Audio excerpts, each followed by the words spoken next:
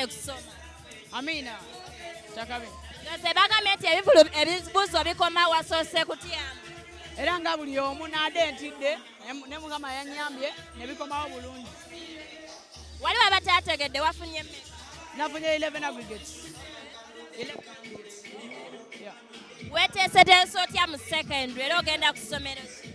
Essomero lyo mugenda banga muliraba tukyali in talks behind the cameras naye mugenda ba muliraba era neteeseteese bulungi. Ne secondary wafunye dda basponsa abagenda okuwa basari?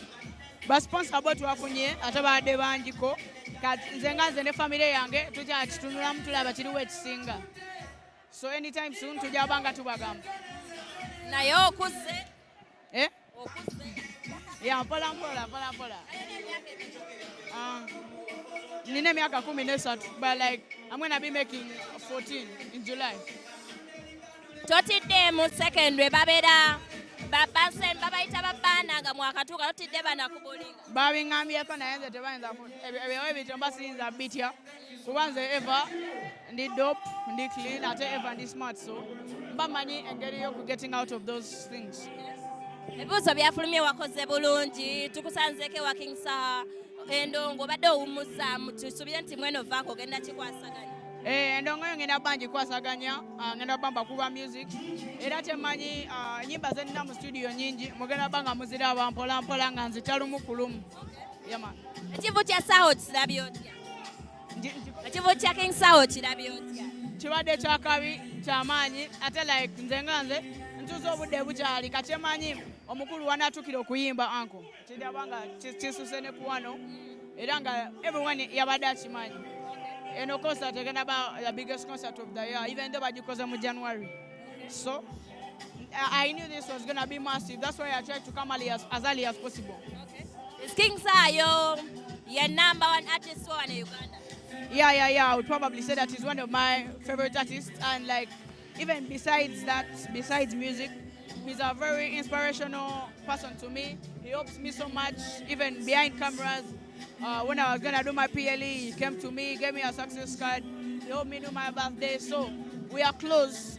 He's like my uncle. So me just coming to perform here to his concert is not even like part of like our thing. I just decided to pull up and support him. Okay. Yeah. Like enyimba nyingi ezinyumira waliwo oluyimba lwe yayimba edda baluyita on my way lwande banamumanyirako era mpaka nakati mbeerawo lunyumira. Katumaliza olugendo lwa primary bantu ki bososo abuteebaza abakubeereddewo bbanga omalako primary level n'abo abaakuleetera balinga abakunyigiriza naye ne bakwetera abantu okukumanya?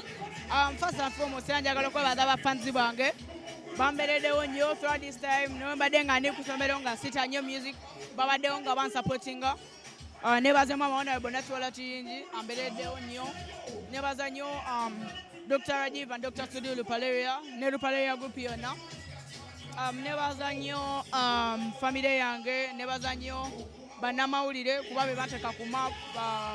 Nebaza nnyo staff members aba Kampala parents. Mama Nakiwala wamukubiddeyo kasimu n'omugamba ofunye 11. Akasimu namubidde yabadde musanyufu era yagambye abantu badde bamukubira kuba dda so kibadde kyeraga nti no we are so close n'abantu olwalabe nga akoze bulungi bakirowoozezaako ekyomukubira ne bagamba mutabani we yakoze bulungi. Thank you so much. That's message. Have a good I wish you all happy new year even though we have already started but like we have more months to go so I wish you a blessed year. I wish you blessings. Thank you so much for supporting me. Thank you so much for being with me. More music is coming up.